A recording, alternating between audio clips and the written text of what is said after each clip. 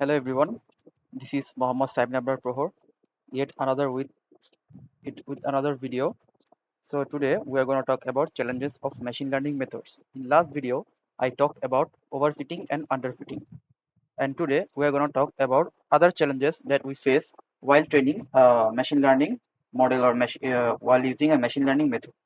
So moving on to the overview, at first, we talked about introduction. Then I'm going to talk about insufficient quantity of training data, non-representative data, training data, irrelevant features, data mismatch, and then I'm going to conclude my session. So moving on to our insufficient quantity of training data, there are limited learning scope. Models trained on small datasets struggle to learn complex patterns and relationships. This often results in poor generalization to new data. And then increased overfitting risk. Small datasets increase the likelihood of the model memorizing the training data, leading to overfitting. So when we use a small dataset, it increases the likelihood of the model memorizing the training data, leading to overfitting. Overfitted models perform well on training data but poorly on unseen data. And moving on to our third point, difficulty in model validation. With limited data, it's challenging to create a robust validation and test sets, making model evaluation less reliable. This can lead to overestimating the model's performance. Because when we get less data, the predictability of the model also becomes less and it becomes less accurate because our training data, validation data, and test data are less than any other model. So moving on to our fourth point, high variance in predictions. Small training sets can lead to models that are highly sensitive to minor variations in data. This results in unstable prediction and unreliable performance. Moving on to our fifth point, which is limited feature exploration. Insufficient data restricts the exploration of different features and combinations. This can hinder the model's ability to capture important patterns and nuances in the data. So we know that features are various feature of the data, like if we use 5 city, so the features could be which continent it belongs to, which state it belongs to, how many letters it has, or how many alphabet it has, so we can differentiate with the data with various features. And because of the less data, the features exploration becomes limited, so which creates a problem. So, for example, for a toddler to learn what an apple is, all it takes for you to point to an apple and say apple, possibly repeating this procedure a few times because a toddler needs to learn what an object is. But now the child is able to recognize the apple in all sorts of color and shapes. Genius, right? Because he is a biological brain, but our model doesn't work like that. Machine learning is not quite there. It takes a lot of data for a machine to learn the algorithms to work properly. Even for a very simple problem, you typically need thousands of examples, and for complex problems such as image or speech recognition, you may need millions of examples unless you can reuse the parts of an existing model.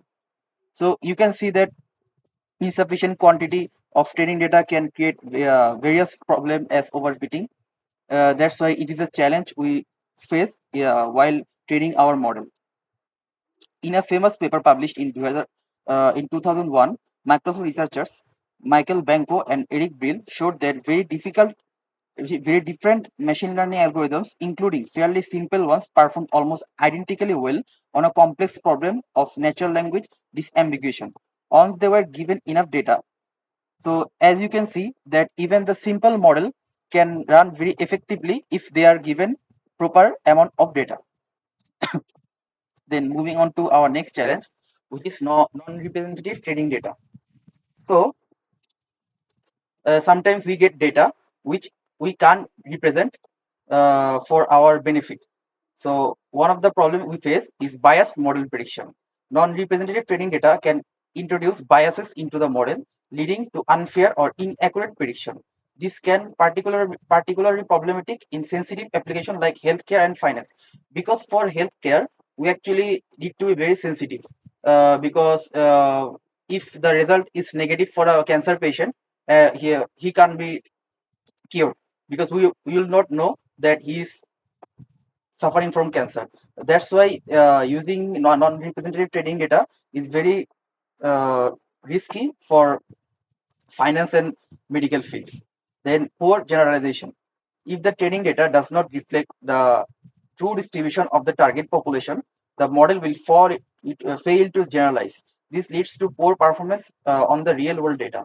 So because the model can't generalize the data, it won't show us proper graph or proper visualization, which will create problem. Moving on to our third point, which is misleading model evaluation. Non-representative data can skew model evaluation metrics, giving a false sense of accuracy and reliability. This can misguide decision making based on models' outputs. So, because of misleading model evaluation, we will see that the model is giving us a good accuracy, a good number, but in truth, the model is not very effective or reliable. Which is why misleading model evaluation is a big problem for non-representative training data. Moving on to our fourth point, which is limited coverage of scenario. Training data that lacks diversity will not cover all possible scenarios the model might encounter. This can result in model failing in uncommon but critical situation. So as we know that we use machine learning for our real world problem with real world data. So when we will deploy this model, it will fail to perform well in those scenarios because of the limited coverage of scenarios. Because when we can represent a training data, it will create these scenarios where we can actually don't know that how many scenarios it can cover, which is why it creates this problem. And lastly, overfitting to non-representative patterns. The model might overfit to patterns that are present in the non-representative data but do not exist in the real world. This further degrades the model performance on unseen data. So let's say that we have a data of something that doesn't exist in real world, just a theoretical part of the data, but it actually overfits due to that data, which creates a problem. So if we can represent that data, it wouldn't create that problem, which is why overfitting to non-representative patterns is also a problem of our non-representative training data.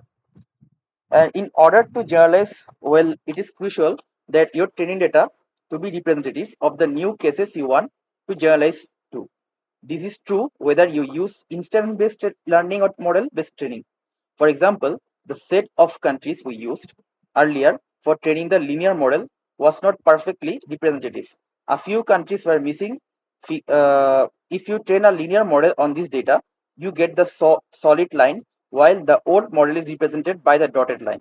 As you can see, not only does adding a few missing countries significantly after the model, but it makes it clear that such a simple linear model is probably never going to work well. It seems that very rich countries are not happier than moderately rich countries. So as you can see that by using those data, we can see that just by using representative data, it creates a huge margin of accuracy or good performance. Then moving on to the irrelevant features. So what is irrelevant features? As I talked about earlier, that we need to add features for insufficient quantity of data, but sometimes we add irrelevant features, which creates a problem for the model, which is noise introduction. Irrelevant features add noise to the data, making it harder for the model to identify meaningful patterns. This can confuse the model and degrade its performance. So let's say that we create a model which can guess the a student's score. So if a feature that counts how many letters a student have, so let's say that my name is Prohor, I have 5 letters in my name, and my score is 92, and my friend Abid, who has 4 letters in his name, his score is 81. So the model will uh, guess that the more the letter you have in your name, the more the score you will get. So it is a irrelevant feature for the irrelevant for the model, and it creates an irrelevant prediction, which is why it isn't needed for the model. Then secondly, increase computational complexity. The more feature we introduce to the model, the more complexity or the complex the computational system goes.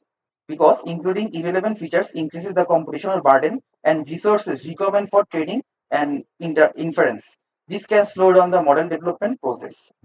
Then moving on to the third point, which is model overfitting. We saw that in maximum cases, model overfitting is the common factor in these cases.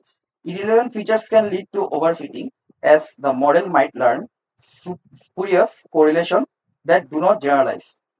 This impacts the model ability to perform well on new data. So by connecting dots which isn't necessary for the model, it creates a irrelevant feature which impacts the model's ability to learn new data because it will be something biased towards that correlation.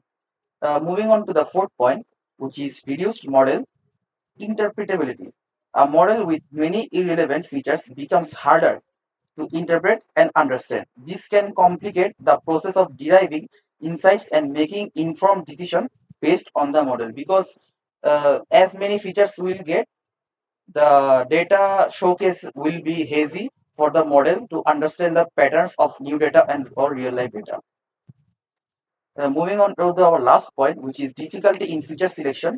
The presence of irrelevant features complicates the feature selection process. It becomes challenging to identify and retain only the most important informative feature. So we need to filter the features for various special cases. So like sometimes we need the names, sometimes we need the age, sometimes we need the salary. So we also need to understand that how to select a feature for different scenarios, which is why it is important to filter the relevant and irrelevant features for different cases. So as the saying goes, garbage in, garbage out. Your system will only be capable of learning if the training data contains enough relevant features and not too many irrelevant ones. A critical part of the success of a machine learning project is coming up with a good set of features to train on. So this process will call feature engineering. It is a technique to engineer the features for optimal solution of the model. So we need to first select the features, selecting the most useful features to train on the among existing features. Then features attraction, combining existing features to produce a more useful one. Then creating new features by gathering new data. Now that we have looked at many examples, let's move on to our next point, which is data mismatch. So what is data mismatch? Sometimes when we get the data, it actually mismatches with the training data, which creates a problem for the model. So our first point is training deployment gap.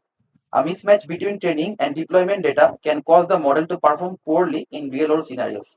This occurs when training data does not accurately represent the condition under which the model will be used. Let us say that we used a machine learning model in a robot.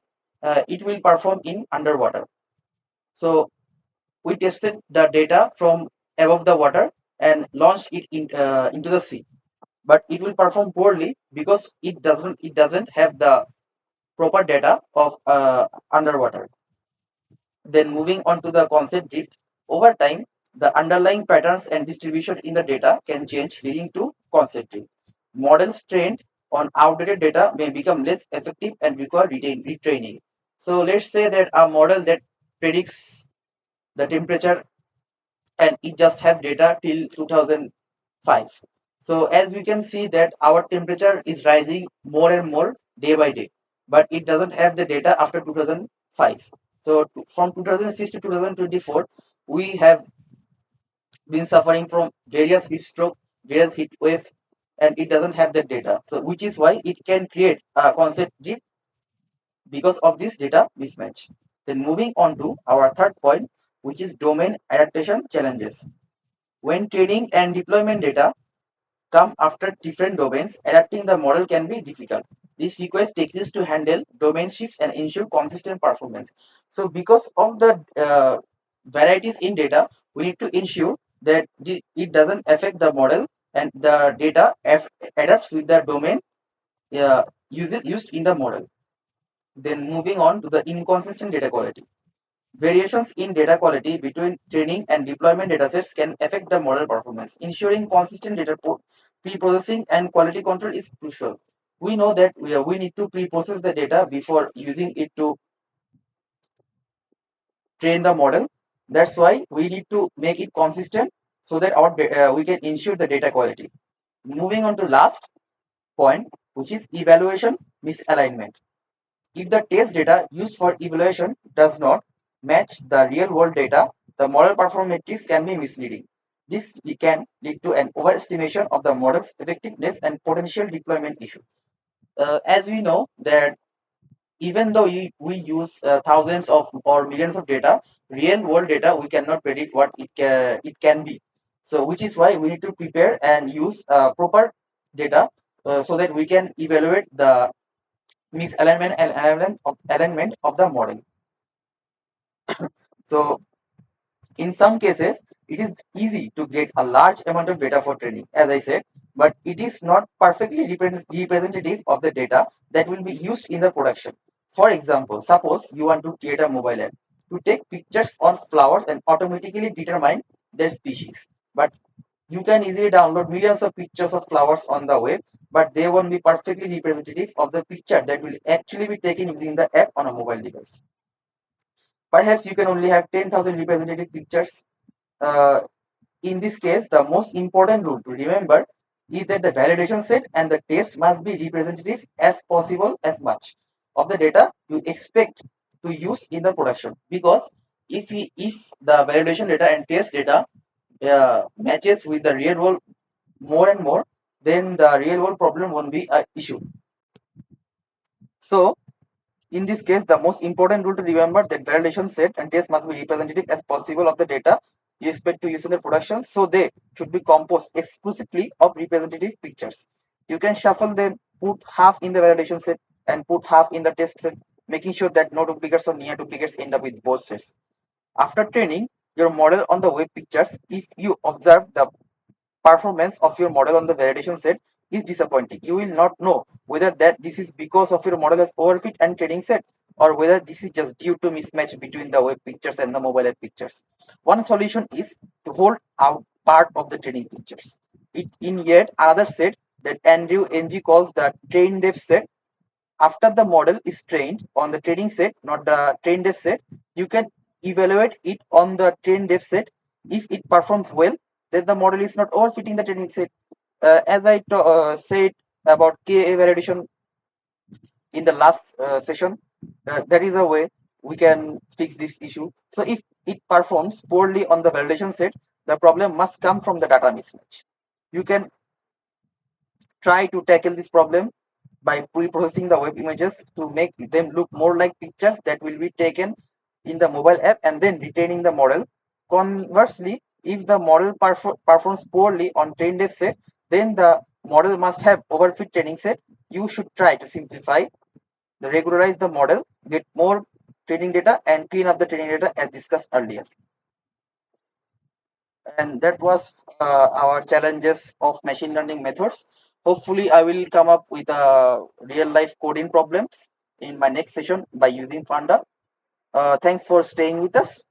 Our session is ending now.